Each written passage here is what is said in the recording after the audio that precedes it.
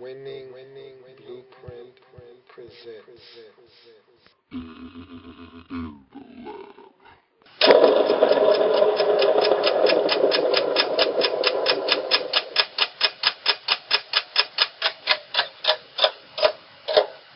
5 minutes or less.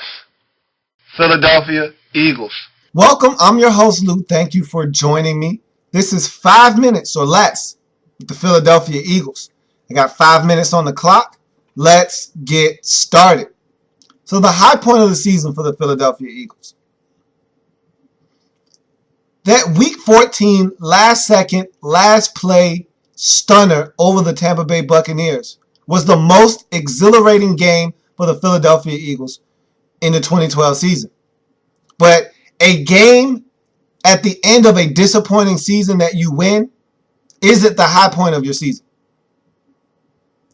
For the Eagles, the high point of the season was week 4. That was a game in which you outlasted the Giants 19-17. You went to 3-1 on the season after winning that game. All 3 of your wins coming by a combined 4 points on the season. There was hope. There was optimism then for your season. Things looked really bright. So now, the low point of the season. We fast forward to week 13. The Eagles still haven't won a game since week 4 against the Giants. That's right. The Eagles have lost 8 straight games since winning against the Giants in week 4 and going to 3-1 on the season. So now the Eagles are 3-9. And the question has went from, will Andy Reid retire at the end of the season, to when will Andy Reid be fired? Will he make it to the end of the season? That was the question that was being asked as we moved into the back half of the season. And so, somewhere in there lies the low point of the season for the Philadelphia Eagles. That stretch of games from week 5 to week 13 is your low point of the season for the Philadelphia Eagles. This thing just absolutely fell apart at the seams for the Philadelphia Eagles in the 2012 season. So now you look at free agency activity. And the Eagles came into the offseason with about $5 million worth of cap space. That was before they shed some really bad contracts in the form of Cullen Jenkins and Mike Patterson.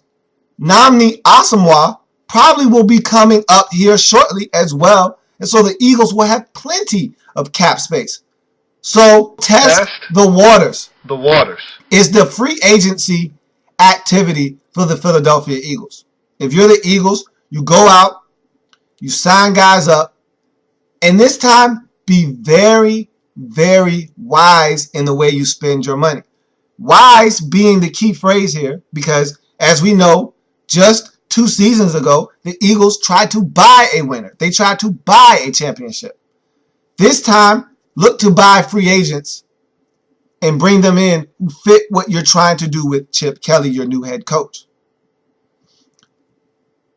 State of the fan base for the Philadelphia Eagles.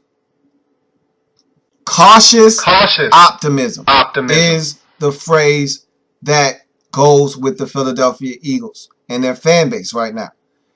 If you are an Eagles fan, it's optimism because it's brand new. You got rid of Andy Reid. He probably outlasted his tenure there. He probably stayed a little bit too long.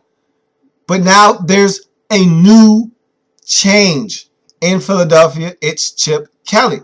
Now he's got this up-tempo, college-style offense. Let's see if it translates to the National Football League. The only question you have to have if you're an Eagles fan is he's bringing in guys like Dennis Dixon, who was very successful for him in college. Dennis Dixon has been abysmal in the NFL. Do you want a guy like Dennis Dixon potentially starting for your football team? Will Chip Kelly and his system work in the National Football League? These are all questions that you have to ask yourself, and this is why it's not extreme optimism, it's cautious optimism. But it's still optimism nonetheless. And that's the Philadelphia Eagles in 5 minutes or less. Philadelphia Eagles. 5 minutes or less.